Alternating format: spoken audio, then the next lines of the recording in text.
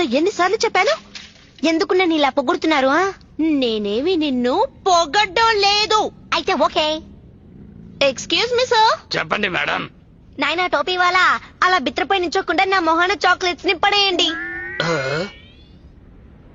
తప్పుగా అనుకోక బాబు, ఇక్కడ choco chips లేవు. చాకో చిప్స్ లేదా?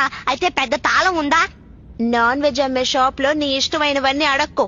అపార్థం చేసుకోకండి, చిన్నపిల్లాడేదో తెలియక అడిగాడు. గ్యాప్ ఇవ్వకుండా నాన్ వెజ్ తిని తిని ఆల్రెడీ మీ పొట్ట 2 కిలోమీటర్స్ ముందుకొచ్చేసింది.